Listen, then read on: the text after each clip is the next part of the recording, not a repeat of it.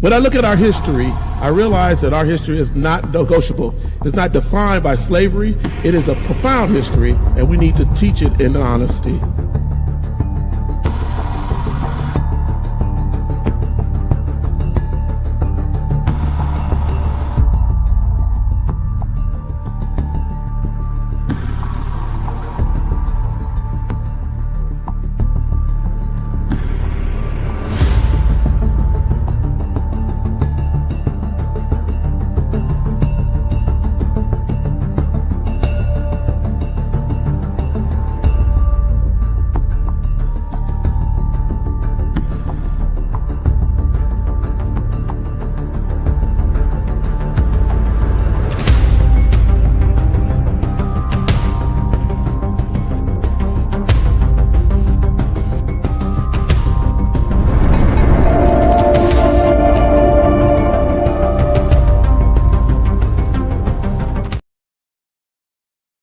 Ladies and gentlemen, welcome to the Erudition Network.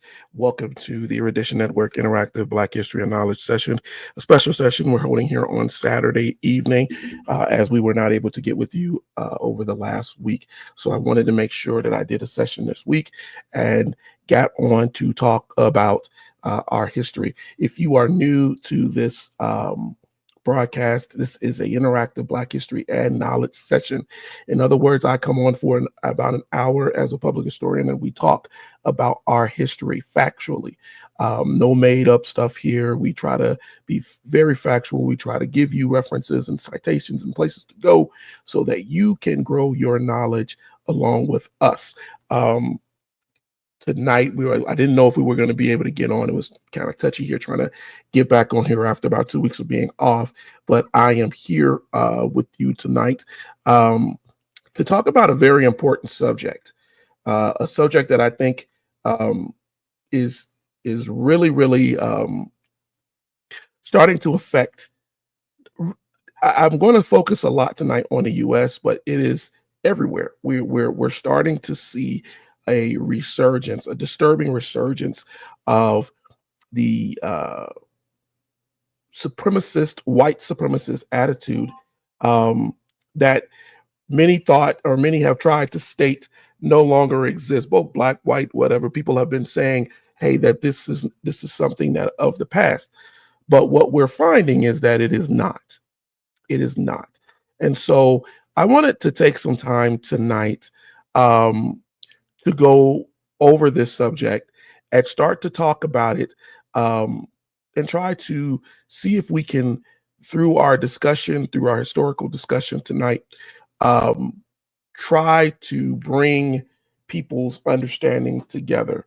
We're going to talk about some older history, and we're going to talk about some things that are happening even right now. That's my phone. If you hear that, that's somebody just passed by my door or something. But we're going to talk about that tonight because I think that we are just seeing too much of it. I want to start tonight. First off, let me say thank you to everyone who is joining us live. Sean Anthony, I see you out there. Thank you for joining us. If you are with us tonight and you're in the audience, go to YouTube. Drop it's a live chat. Drop your opinions, your thoughts, your suggestions, your things that you have to say in there. If you're on Facebook and you are chatting and I'm not seeing it, it is a Facebook issue that I cannot fix. But you are welcome to go to YouTube, look for the Erudition Network on YouTube, and you will find us. And we will be able to see whatever your inputs are. All right. Before I do this, let me say also thank you to every new subscriber that we have on YouTube. Thank you to everyone who has pushed that button to subscribe and join us. Continue to share. This network, the Erudition Network, is put into place to provide you with factual history. I do not get on here to just opine or bloviate or tell you things just because it sounds interesting for history. No, I do it because I want you to go and peel back the onion and learn further. So I want you to do that so we can all grow. Good to see you, Tony. I see you're here tonight. thank you so much for joining us. This is a special episode. I am usually on Thursdays, but I've told myself if I cannot make it on Thursdays for scheduling, for whatever is going on, I will definitely try to catch you guys on a Saturday, which is what I'm doing tonight. Excuse me for my little scratchy voice. I did have water right here to try to minimize that, but it happens. Use my voice a lot. But getting back to what I'm talking about tonight, we have to start to see what is going on. Before the pandemic, in August of 2019, a white supremacist gunman, right, opened fire at a Walmart in Texas. He killed 23 people in a racial attack, and his attack was targeting Hispanic shoppers. He went about shooting. Only 2 years before that, hundreds of neo-Nazis and white nationalists marched openly with torches in Charlottesville, Virginia. And we all remember that. They were chanting anti-Semitic slogans. They threatened people and said, "You will not replace us." A young woman named Heather Heyer was killed when one of those neo-Nazis rammed his car into a crowd of protesters. She was killed, but many more were hurt. Some hurt permanently, even though, thank God, they did not die. And America has seen a rise in this sort of mentality, angry mentality. This stuff is not isolated. We see it in our politics. We see it in our communities. And it is a resurgence. I didn't say that white supremacy went away, but there was a drop. But if I were to show you, I pulled the graphic over the last few days, and I'm going to share this graphic with you all. Let me pull this up. And I want you to see how crazy, and I also want you to understand that this graphic shows specific, like it highlights certain things, certain incidents, but it doesn't show major incidents that happened within those years. And so this chart will show that, but at the same time, what it's indicating is that we are seeing a horrible rise in this kind of behavior all over the country. We see the Karens and the others. But let's look at this. So if we look at the idea of the frequency of notable, and that's what I want to let you guys understand tonight. Notable, right? Racial violent issues that have happened since 1960, and I want you to consider what was going on to currently 2020 or the 2020s. It takes time for law enforcement, and we deal with facts here, to try to tabulate these things, and they always tend to reduce them and not include as many as should as actually are going on. But what do you notice in this chart? You notice that we came out of the 60s and the 70s and the 80s and the 90s and the 2010s. They were kind of equal. We had this issue of violence that was still there. Supremacy was there. But as we got towards the presidency of Barack Obama, where everybody said now we were race blind, and we start to see a rise. We're starting to see a rise also in how we report it, how we look at it, how it's seen. And why is this? Because our politics and our culture in America has informed us to go back to a very, very despicable time where people were harmed, hurt, and killed and isolated.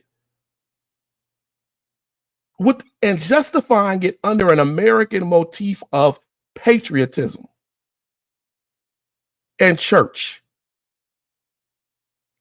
and neglecting the fact, right, that white supremacy was always hidden behind the guise of the cross. It was always influenced and hidden under the guise of the cross. They always called themselves Christians, patriots. They always believed it because historically it was allowed for them to continue it. Whether you're talking about antebellum, before the Civil War, or whether you're talking about Reconstruction after the Civil War, it has been the same. Tony Briscoe, it's painful on my page the amount of Black folks who defend this nonsense when I align it with the Trump administration. And therein lies our problem on politics and why we have to draw and show people that this stuff is real. And then I'm not picking on a particular politician or a thing of today. Supremacy has, if I were to go back 100 years, hasn't changed its tactics. Oh, the leaders change, the era changes, the ideology may shift just a little bit on who they're including. But in truth, it stays the same. It continues. We're going to look at another chart here.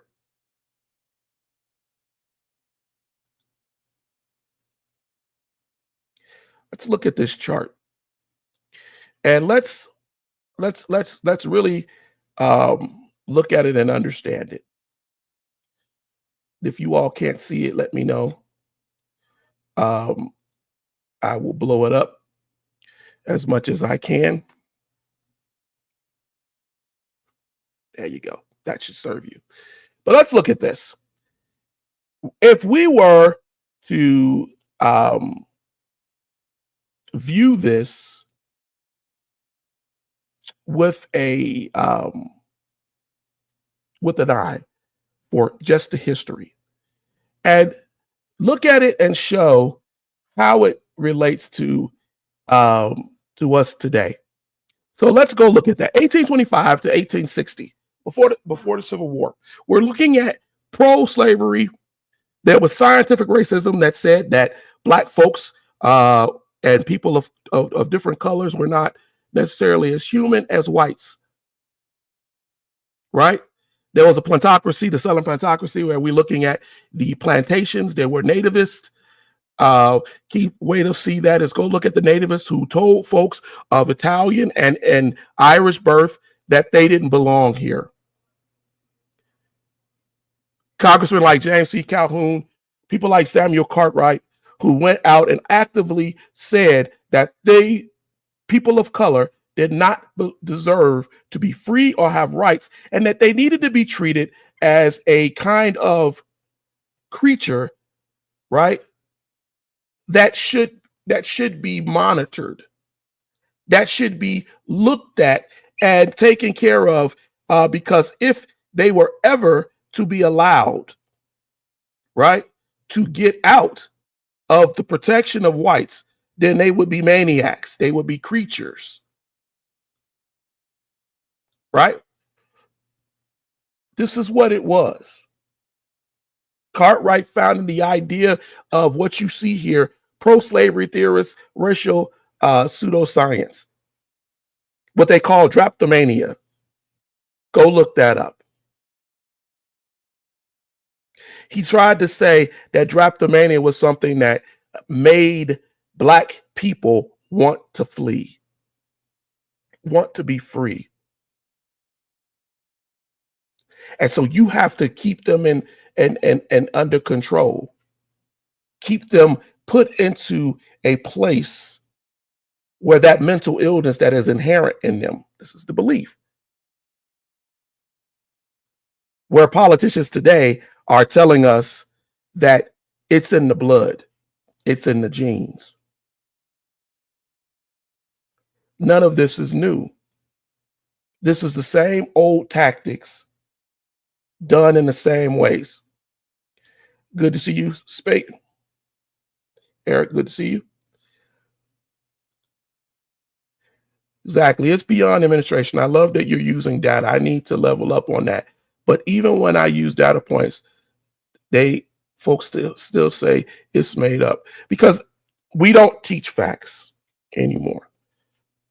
We rarely teach facts, right? These things, I talk to my sons a lot, and we talk about how things have been lost in a rhetoric of history, like the Redeemer movement, right? During the Civil War and Reconstruction, the lost cause mentality that has been taught to America, that birthed the very first era of the KKK, where Nathan Bedford Forrest, who was a former military in the Confederacy, a cavalryman, became the first KKK Grand Wizard, and how they went and they terrorized Black people, freemen, killed them, lynched them, murdered them. And that it took it took a president like Ulysses S. Grant to put America under martial law to stop the madness. But it should have shown us, right, that whole time before the Civil War and even after, where folks said that they wanted Black people to be free, but that did not mean that they wanted you to be equal. Then as we get into Jim Crow, at my timeline, 1877 to 1945, Jim Crow never has ended, though. Oh, it's been pacified a little bit, but it's never ended. Segregation, eugenics, a culture of lynching, a culture of murder. The KKK came back in the early 1900s, post-World War I.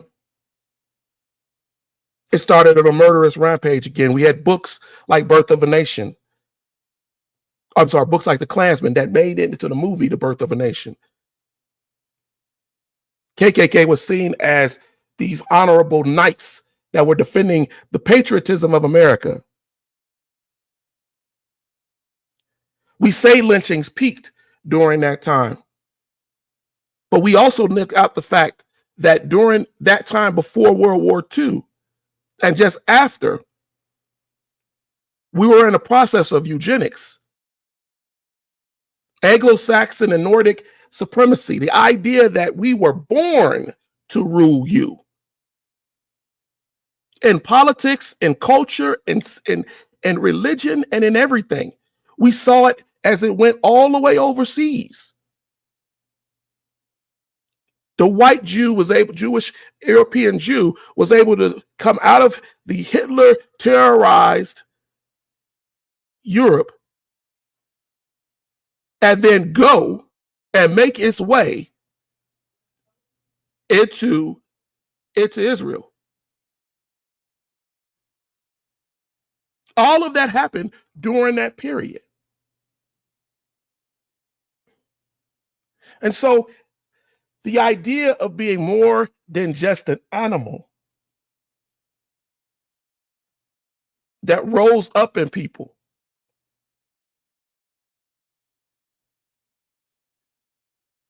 this is something we don't talk about.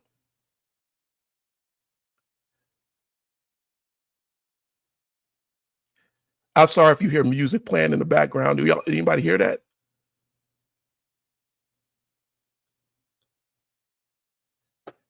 Yeah, we'll try to get that solved. Yeah, I didn't hear it at first either. But getting back to what I'm saying, regardless of that, we are looking at a situation where we're repeating our history, the negative parts of our history. And we have to do better.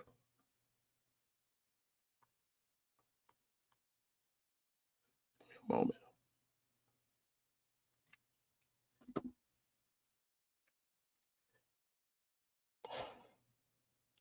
But yet we still have people like Tony Briscoe say, yeah, I thought I heard music in the background too. I was hearing it in my mic, but I don't know if you all care. I just want to make sure I wasn't drowning you out.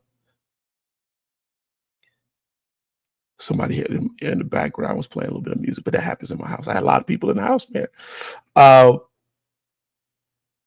But the thing is, we have to look at our history, and we have to start to put it together and see it. I could go through every line. I'm not going to do that tonight. You are welcome to look through this and see the graphic for yourself at your own time. But I want to get beyond that and look at 2001 to 2015, after 9/11. We started to see an increase of one-line radicalization. The idea of the replacement theory, people like Stormfront, VDARE, Council of Conservative Citizens, all of these things started to grow. The Klan put on business suits. They got political candidates, and they went out to go and try to rewrite their history of violence by creating something that they felt would be more acceptable to other white Americans, and telling them the idea of Rhodesia, that they, in South Africa, that you are going to go here and replace us, and that they're going to get rid of us, and bringing back the idea of Dromania and this vagabondage and this uncontrollable impulse to wander and be violent. All of these things that are being said even today with the migrants, all of those things have a history that dates back to the early days of white supremacy in this country and the founding of this country. So as we get further and we look into the Trump era, it's nothing new. We can't just blame it on Donald Trump. We can't say that Donald Trump is the catalyst for this. No, this has always been an issue. By the time we got to the Charlottesville rally and the death of this young woman, we had already had violence, people being dragged to death by cars. We'd had violent shootings at Jewish places and Protestant. We've always had this racial and religious violence. But then what people wanted to do was codify it. They wanted to make it and bring it together. They wanted to do a situation where this madness, right, became a situation where it was normalized. And most people, if you accost them or tell them that they're being racist, they'll tell you no. It's better that you call them a supremacist. It's better that you call it what it is. Because racism has been twisted and turned, and that term has been done that way for a reason.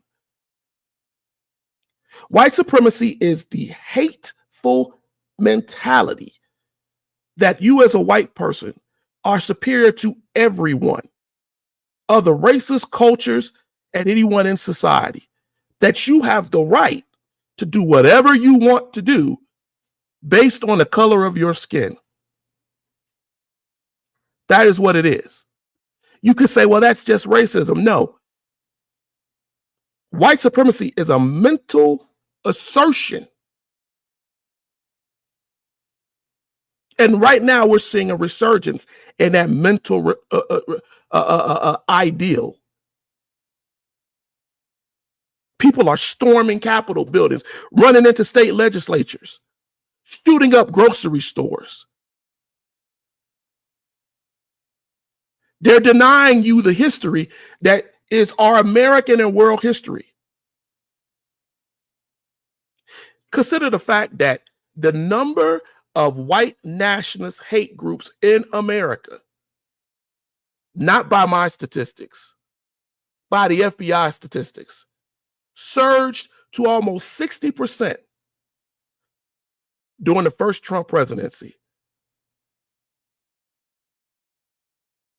Before Trump took office this second time, white supremacists represented the most largest threat facing the United States. This is from the FBI. And then the administrations went in and said, you know what? The FBI is lying to you.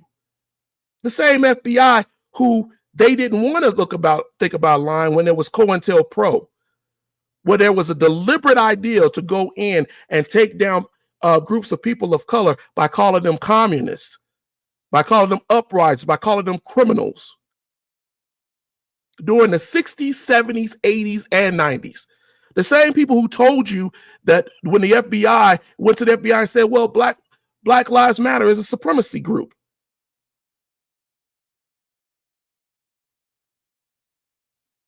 But this revival of privilege and white supremacy is huge.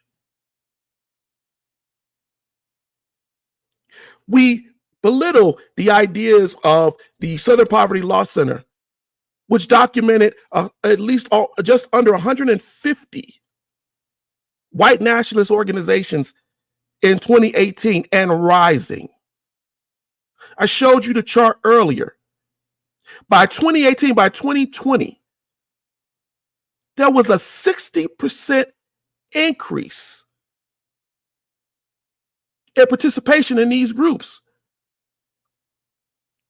There is no surprise of what happened in Charlottesville. There's no surprise with what happens when people go in and shoot up communities.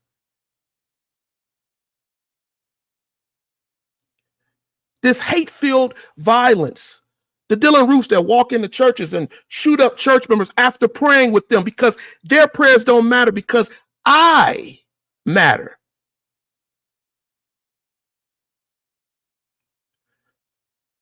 We had approximately 9,000 hate crimes specifically in 2020, just as this pandemic was kicking in.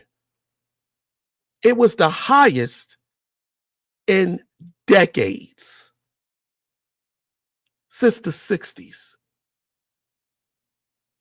But we don't talk about it. And then, as if by some mere chance, we started to see this extreme idealistic mentality towards minorities and migrants and calling them under racial radicalized names. Killers, rapists, thugs. Just by your own white supremacist ideology, everybody is a thug.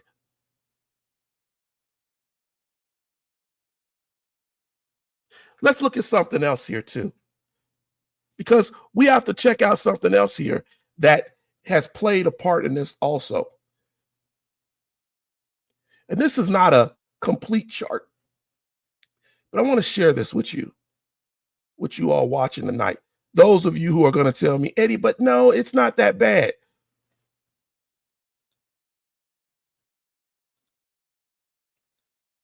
Let's look at a map here. Share this map. So we got a map, right? That shows us the United States. Let's kind of dive into this. And it kind of shows us, I asked it to compare, as I was creating this map, these things that have happened, like the 1992 LA riot, right? With Rodney King. And to go in and isolate these things, these huge racial problems that have happened in our country. So from 1963 to the Medgar Evers being killed, 1964, Freedom Summer, 3 civil rights workers buried in an earthen dam. 1968, Dr. King is killed in Memphis. Right? Let's go further. The Moore Ford lynching of 4 African Americans, which I talked about a couple of weeks ago. That was in 1946. So my point to you is that 1916, 1921, 1920, and these are, I asked it to look at crimes that are similar. Public lynchings and murders. And in almost every decade, we will find that there's something that has happened. And you know for sure today, ladies and gentlemen, that the Breonna Taylor, this ain't the only ones. But these is what I can map tonight for you. They're not the only ones. There are hundreds of others who've been killed, murdered, died under these racial mentalities that tell people that people of color are criminals and that they don't deserve to be treated as regular human beings. And Black people, let me tell you something else too. We don't help that a lot of times either. Some of us are out here co-signing with lies when lies are presented. And some of us go right along with the lie. We want to show them that we are a YN. And you know what that stands for. We want to show them that we are everything that they said that we are. The worst things they said we are. And we allow our history to be warped and lied and ignored. And I've heard people recently say it don't matter. Who cares? You know why it matters? Because when a person comes into political office and they start to embolden white supremacists, it always starts with words. It always starts with words. Right? And this ambivalence, this lunacy, and then it warps into violence. You don't believe that? Look at what happened in Charlottesville. That's your modern example of that. It started with, "You will not replace us." It started with Klan members meeting together and telling themselves, right, that it's just words. What Trump is saying is just words. It's okay to say that a person who would hurt or harm someone based on their color is a good person.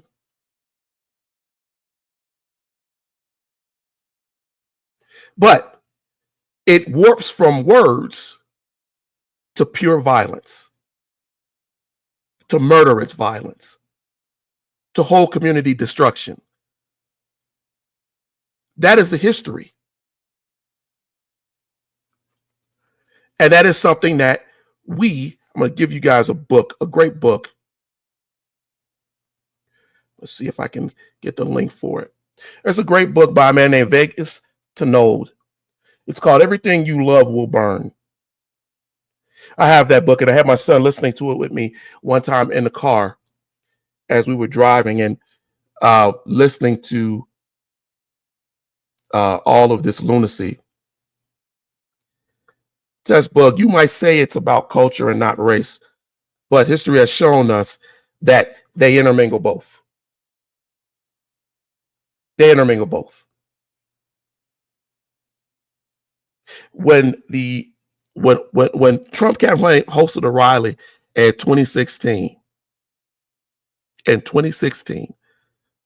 the FBI went and found out that subsequent weeks after that, reported racial violence in the country went up by 226%. It's a reason why we don't want the FBI and we don't want law enforcement looking into this. And a lot of the violence was done against Latinos.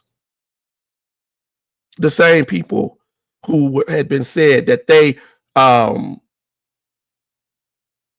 were, coming in, bringing their rapists, their thugs, and their criminals.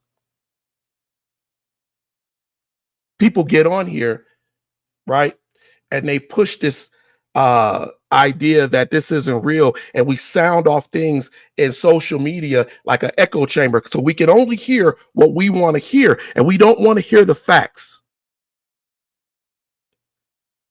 And even in our actions are memes. I tell people will put out memes during Black History Month where they will show historical Black figures and give them names like Tiddalicious Johnson, the first man to buy a prostitute, and they put that under the face of Marcus Garvey or a W.B. Du Bois or whoever it may be, and they lie and they put this stuff out here and they sensationalize, and in this online echo chamber of lies,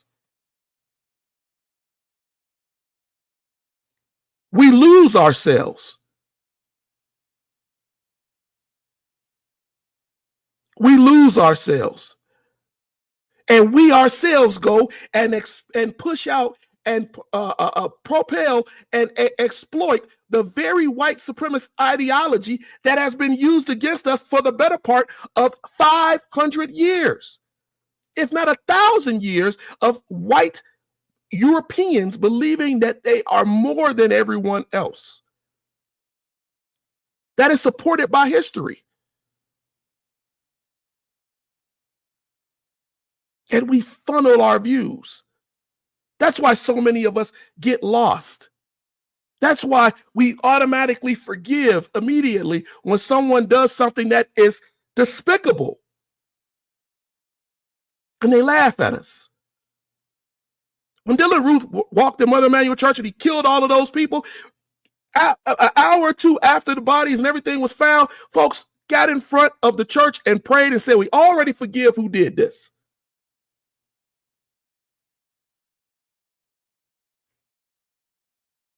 People have full-on manifestos that they put online after years of being online preaching hate and separation.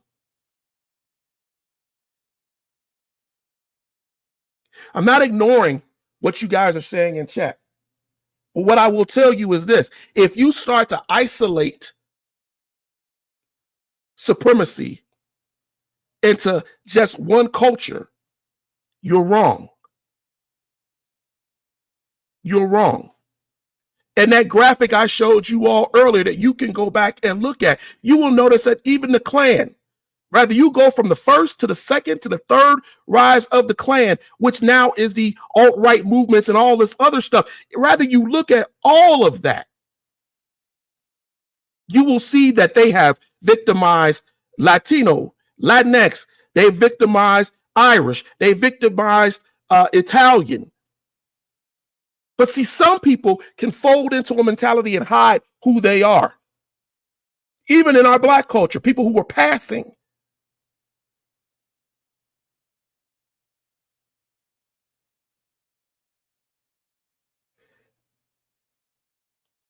And let me approach this right here, because I don't believe in putting out rhetoric and bull. It wasn't just the Muslims that sold you into slavery. I'd ask you, my brother or sister, whoever you are, go get this book.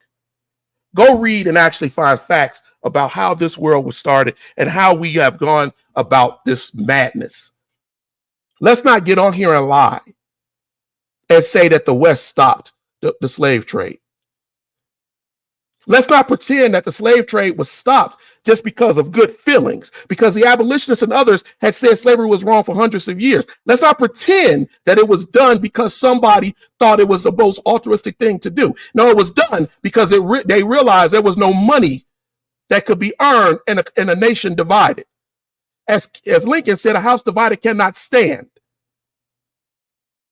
Let's not pretend that there wasn't pressure put on by other nations who had outlawed slavery for the same reasons, and understanding that continuing slavery and not colonialism, as they were pushing, was dehumanizing people and stopping folks from being able to work, right?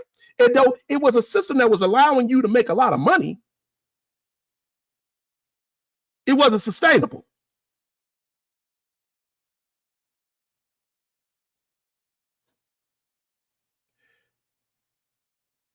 It was the Spanish textbook who created the Essential del Negro. It was the Spanish and the Portuguese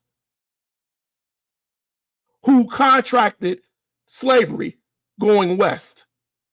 And while you're telling people these lies on here, let's understand that the slavery that you're talking about going in the Muslim world was a lot of times not the chattel slavery that was represented in the Western world. Read your history, learn your history, join us every week, and you will find it. It is the reason I'm writing this second book, because I think we tell these lies to ourselves and we regurgitate them. So whether we go from Babylon to Timbuktu, from Timbuktu over to Spain and wherever you go, then you prove it to me where it doesn't agree. You give me a fact and a place of where it doesn't agree.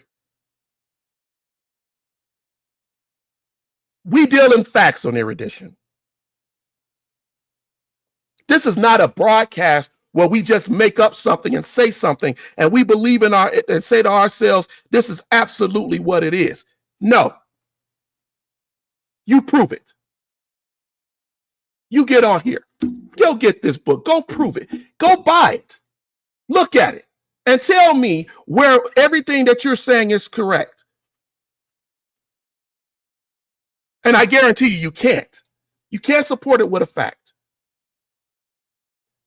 Indentured servitude, kinship, and I've broken this stuff down to you all before. And African and Muslim slavery is a heck of a lot different than chattel slavery that says that we own everything that is in you. It comes out of you. No, we don't get on here and push lies.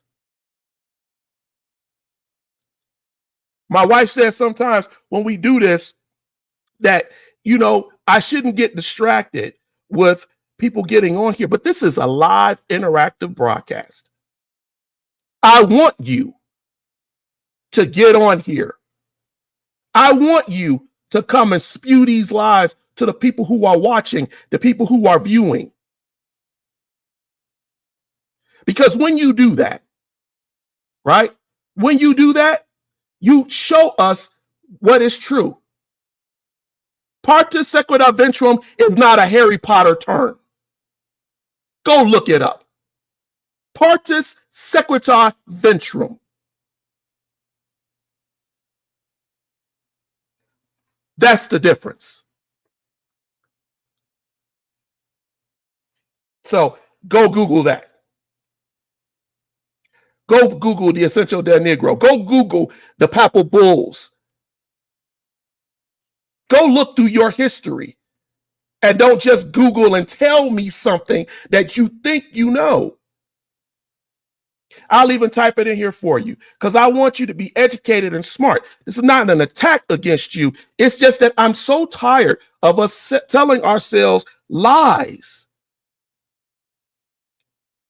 This is why we've had situations where a woman will go into a park and insult a black kid and say crazy things to him, and why we have kids who are being, even mine, right, who've had to deal with racist attacks and people using racist language because we keep forgiving it and going back and lying about a history that is written and put there.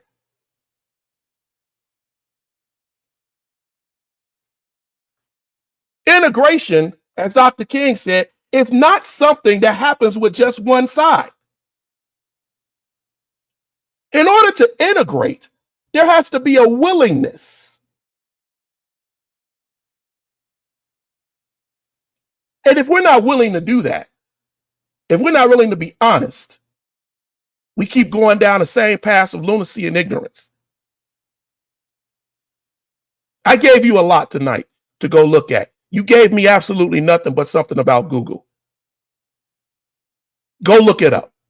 Come back with some actual facts and we can have a conversation in full disclosure and honesty. But coming on here with some fringe conspiracy theory, coming on here with some great replacement theories, those who do that in our chats, this deliberate idea of misassociating history, we don't do that.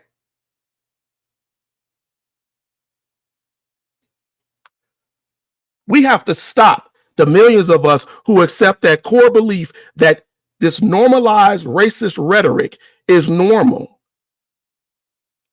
We have to stop the idea of the dilution and replacement. We have to stop the idea of what we think we learned as we were dozing off in history class or science class and going into the echo chambers of online talk and losing ourselves. If you can't come with a fact, then you come in with foolery. You're telling somebody something based off your assertion and not a fact. A friend of mine, he's an archaeologist. He said, you know, he even hates with the words when people say truth. It's my truth. That's the truth. No, fact. A truth is based on what you think is true. A fact is stubborn. A fact won't let you go. A fact will hold on to you and say, nah, despite whatever your cognitive dissonance, whatever your lie to yourself, this is what it is.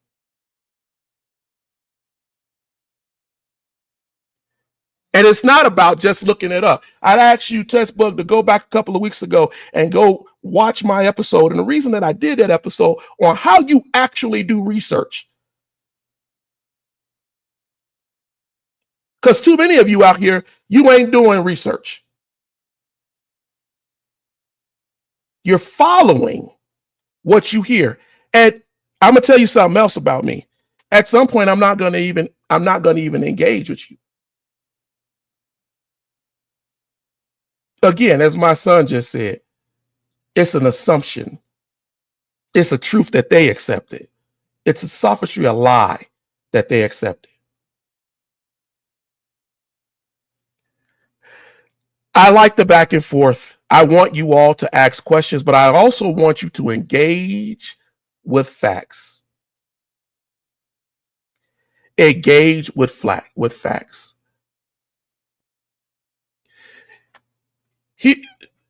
I'm not even going to justify whatever you just asked right there.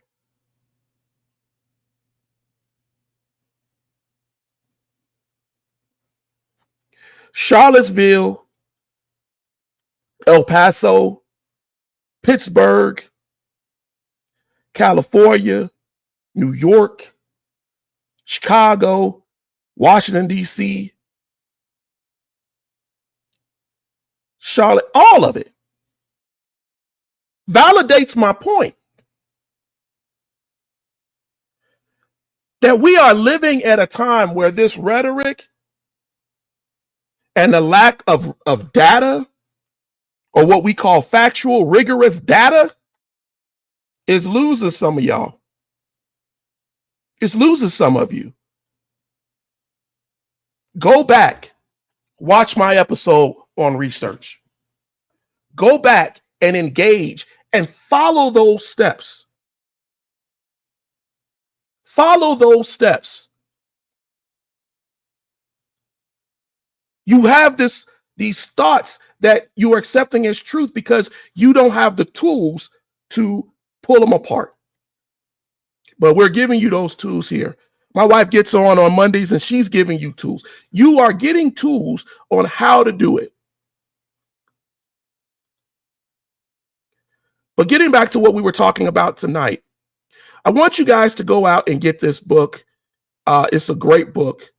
And, you know, I don't get anything from promoting this book, but I just think that when you read this book and you see that this author went in and followed the Klan members of people who actually were in Charlottesville, even who committed the murderous crime. When you go in there, you're going to see that what they're saying and what he's putting out and how he's trying to present the information to you so that you understand that this craziness didn't just start with Donald Trump. It didn't just start with him. So I'm gonna put this book up here for you all. Obviously, I want you to go and buy my book, but I think for what we're talking about tonight, this is a great book. Everything You Love Will Burn. Inside the Rebirth of White Nationalism in America. Great book. Vegas Tenno did a great job with this book. And I think you will be well served, rather you get it on Audible, rather you get it on Kindle, wherever, hardcover, to go out there and learn and go out there and actually see what are facts based on reality and not just something that you hold as a truth to get you through the day. That's not what we're here for. That's not what we're here for. And that's not something that we should be here for. We should be about growing. So I want you to go get that book. I want you to really understand what is going on in this resurgence and why it's so bad for us and why we're at a situation right now where we seem to keep lying to ourselves.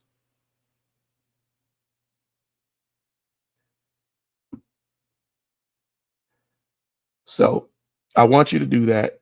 I need you to do that. I think you will be better from it. Tina, I'm sorry, I didn't see your comment here. One of the biggest problems occurs when people mix facts with information.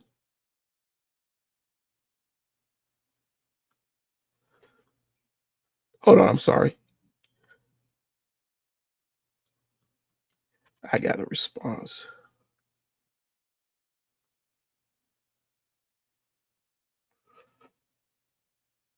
All right. Sorry, Tina, I couldn't see your thing here. Okay, one of the biggest problems occurs when people mix facts with misinformation. It confuses people as a gateway misinformation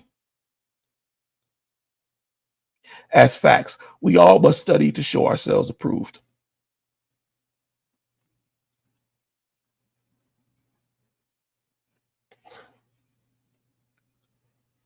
All right, I don't know what that was. When did all these foolish people start coming on the show? No, I don't think. I think that what we try to do here, Eric, is that we want to be able to talk, right? And I do believe that sometimes we get caught up in some foolery.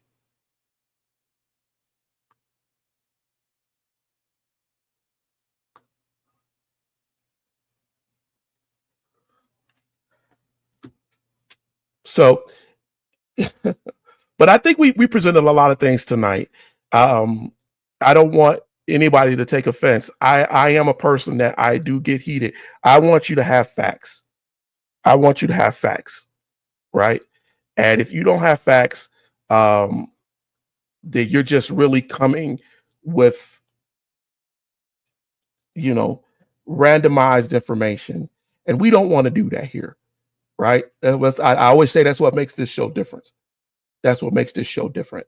We want to engage with you, but we also want you to walk away knowing something. Because, I tell my wife all the time, it's not always easy, right? To do these shows, to stand in front of a camera and put your knowledge and your thoughts and everything out here. But at the same time, it is so essential to where we are and who we are and what we need. I would be remiss before I get off of here tonight. I want to talk about the other elephant in the room, right? And you guys bear with me. I'm going to share this. There were things going on my computer. I think my son was trying to reach me and I had to close that, but I'm going to show you all this. Let's look at this here. So I don't know if you saw recently, a young woman, Shiloh Hendricks, got out here, made a comment to a black kid in the park, called him the N-word. And then she went out and she basically used Give, Send, Go, which is seems to be the new GoFundMe for the alt-right and people of that mentality. And she raised $525,000.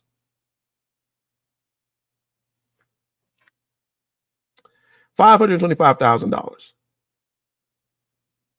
Even though she had verbally attacked the child. Regardless of what you think about the man who recorded the video or whatever comes out with his situation, the fact is this woman verbally attacked a child and then was given money because she said that in attacking that child, she was doxxed and her information was put out online and everybody saw who she was exposed. And so I went through and I started to pull out these particular cases. And I even added Carmelo Anthony's legal defense because that should be talked about too. Right? Because a lot of people said that they gave to Shiloh Hendricks because of what they saw going on with Carmelo Anthony. And they forget all of the other things, the Rittenhouse 50,000 fundraiser, the Proud Boy legal support, the Oath Keepers legal support, even though they were later gotten out of jail by Donald Trump, and all the Freedom Convoy that raised over $9 million as they told people that Canadian truckers were coming through for protests, not COVID-19 mandates. All of this is lunacy.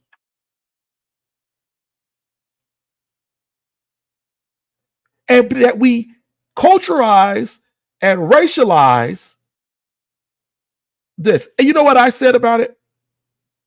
Yeah, Ricky Schroeder. The fact that we do this, it's all right. Put our money where we want to put it. But you know what I say? Fine. Let her raise money. It doesn't change the fact that she verbally assaulted a child in front of other children. Sue her. Take her up for libel. And then that $525,000 or whatever she is as fleecing off of the people, it goes someplace else. I don't want us to get radicalized and racialized. I want us to be able to talk about where we are. This flippancy to use the N-word, which I don't necessarily agree should be used in public by black people or white people. But the flippancy to do it and then cry tears. Then turn people against others.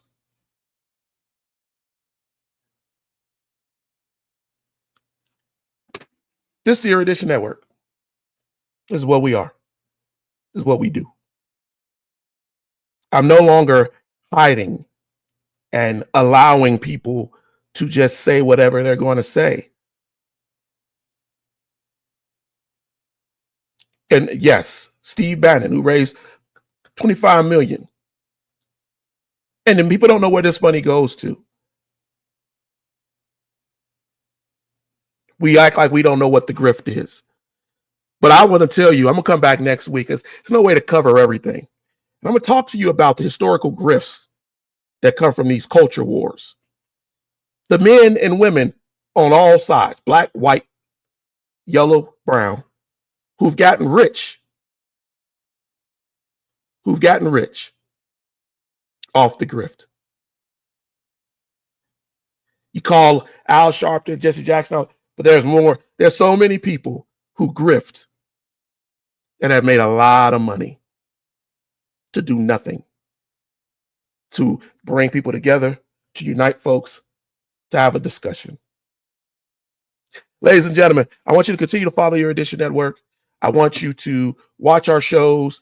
I want you to share our program. I'm glad for everyone who was here tonight. Tony Briscoe, Eric Spade, Sean Anthony, I saw you there. Tina, I saw you there.